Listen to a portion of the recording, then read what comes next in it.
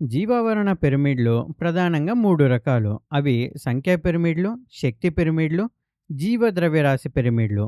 ఉత్పత్తిదారులతో మొదలై పై స్థాయిలకు వెళ్ళే కొద్దీ ఇరుకుగా మారే నిటారు పిరమిడ్ల గురించి ఇంతకు ముందు వీడియోలో నేర్చుకున్నాం. కానీ ఈ పిరమిడ్లు ఎల్లప్పుడూ నిటారుగా ఉండవు. ఏవి ఇప్పుడు చెప్పుకోబోయే పిరమిడ్లు తలక్రిందులుగా కూడా ఏర్పడతాయి. అదెలాగో ఈ పాఠంలో వివరంగా పరిశీలిద్దాం. కింద వెడల్పుగా ఉండి పైకి వెళ్ళే కొద్దీ ఇరుకుగా మారే నిర్మాణాలను నిటారు పిరమిడ్లు అంటాం. వీటిలో అడుగున ఉత్పత్తిదారులు ఉంటాయి. పైకి వెళ్ళే కొద్దీ ఒక్కో పోషక స్థాయి అంటే ట్రాఫిక్ లెవెల్ మారుతూ ఉంటుంది. ఇలాంటి పిరమిడ్ల గురించి మనం ఇదివరకే తెలుసుకున్నాం. ఇప్పుడు మనం తలక్రిందుల పిరమిడ్లు అంటే ఇన్వర్టెడ్ పిరమిడ్స్ గురించి చూద్దాం. ఈ తలక్రిందుల పిరమిడ్లు కింద ఇరుకుగా ఉండి పై పోషక స్థాయిలకు వెళ్ళే కొద్దీ వెడల్పుగా మారతాయి. శక్తి పిరమిడ్లు ఎప్పుడూ తలక్రిందులుగా ఎందుకు ఉండవో మనం ముందే గమనించాం. కాబట్టి ఈ తలక్రిందుల ఆకారం కేవలం సంఖ్యా పిరమిడ్లలో, జీవద్రవ్యరాశి పిరమిడ్లలో మాత్రమే కనిపిస్తుంది. ముందుగా సంఖ్యా పిరమిడ్లు తలక్రిందులుగా ఎలా ఏర్పడ్డాయో పరిశీలిద్దాం. ఇక్కడ అడవిలో ఉన్న ఒక చెట్టును ఉదాహరణగా తీసుకుందాం. ఈ అడవిలో చెట్టు అనేది ఒకటే ఉంటుంది. కానీ ఈ ఒక్క చెట్టుపై అనేక కీటకాలు, పురుగులు ఆధారపడి జీవిస్తాయి. ఇవి ప్రాథమిక వినియోగదారులు అవుతాయి. మరి వీటిని తినే చిన్న చిన్న పక్షులు ద్వితీయ వినియోగదారులు అవుతాయి.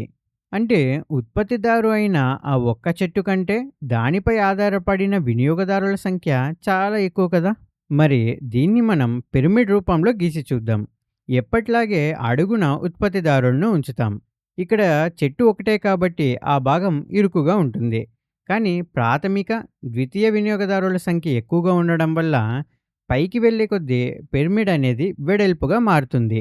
ఫలితంగా ఇదొక తలక్రిందుల సంఖ్యా పిరమిడ్ లాగా ఏర్పడుతుంది. అడవిలో నేల మీద పడిపోయిన ఒక చెట్టు మొద్దను తీసుకున్నా సరే దాన్ని తినే చీమలు, ఇతర కీటకాల సంఖ్య ఎక్కువగానే ఉంటుంది. వాటిని తినే పక్షుల సంఖ్య కూడా అలాగే ఎక్కువగా ఉంటుంది. దీనివల్ల కూడా తలక్రిందుల సంఖ్యా పిరమిడ్ ఏర్పడుతుంది. ఇప్పుడు జీవద్రవ్యరాశి పిరమిడ్ తలక్రిందులుగా ఎలా ఉందో గమనిద్దాం. ఇది సముద్ర ఆవరణ వ్యవస్థలో కనిపిస్తుంది. అంటే మెరైన్ ఎకోసిస్టమ్స్లో కనిపిస్తుంది. సముద్రంలో ఉత్పత్తిదారులుగా వృక్ష ప్లవకాలు ఉంటాయి. వీటిని ఫైటో ప్లాంక్టన్ అంటారు. వీటిని తినే జంతు ప్లవకాలను అంటే జూ ప్లాంక్టన్ను ప్రాథమిక వినియోగదారులు అంటాము. ఈ జంతు ప్లవకాలను చిన్న చేపలు తింటాయి. ఇవి ద్వితీయ వినియోగదారులు. ఆ చిన్న చేపలను సొరచేపలు వంటి పెద్ద చేపలు తింటాయి. వీటిని తృతీయ వినియోగదారులు అంటాము. ఇప్పుడు వీటన్నింటి జీవద్రవ్యరాశిని గణిద్దాం. కొంచెం లోతుగా పరిశీలిద్దాం ఇప్పుడు. వృక్ష ప్లవకాలు కంటికి కనిపించినంత చిన్నవి కాబట్టి వాటి జీవద్రవ్యరాశి చాలా తక్కువగా ఉంటుంది. కానీ పెద్ద చేపల ద్రవ్యరాశి చాలా ఎక్కువగా ఉంటుంది. అంటే ఇక్కడ పై పోషక స్థాయిలకు వెళ్ళే కొద్దీ జీవద్రవ్యరాశి పెరుగుతూ ఉంటుంది. దీన్ని మనం పిరమిడ్ రూపంలో పేర్చితే అడుగున తక్కువ ద్రవ్యరాశి ఉన్న ఉత్పత్తిదారులు ఇరుకుగా ఉంటాయి. పైకి వెళ్ళే కొద్దీ ఎక్కువ ద్రవ్యరాశి ఉన్న చేపలు ఉండడం వల్ల పిరమిడ్ వెడల్పుగా మారుతుంది.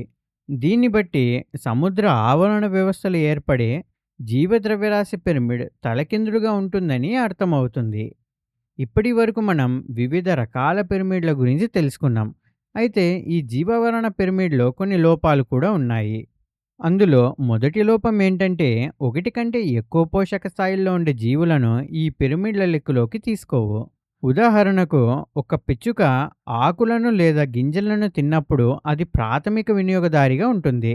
అదే పిచ్చుక కీటకాలను తిన్నప్పుడు ద్వితీయ వినియోగదారిగా మారుతుంది. ఇలాంటి జీవులను ఈ పిరమిడ్లు పరిగణలోకి తీసుకోవు. రెండవది, పర్యావరణంలో పోషకాల రీసైక్లింగ్ జరగాలంటే శిలీంధ్రాలు లాంటి పూతికాహారులు చాలా ముఖ్యం. కానీ ఈ జీవావరణ పిరమిడ్లలో ఆ పూతికాహారులకు ఎలాంటి స్థానము ఇవ్వలేదు. పర్యావరణంలో ఇంత ముఖ్యమైన జీవులను వదిలేయడం ఒక పెద్ద లోపంగానే చెప్పాలి.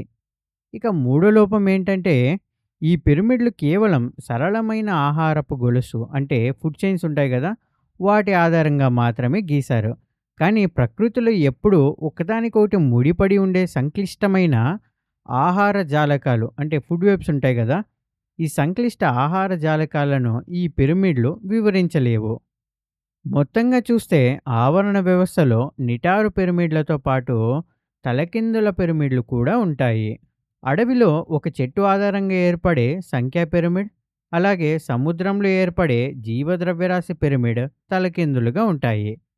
అయితే ఈ పిరమిడ్‌లో బహుళ పోషక స్థాయి జీవులను, పూతికాహారులను మరియు ఆహార జాలకాలను పరిగణలోకి తీసుకోవు.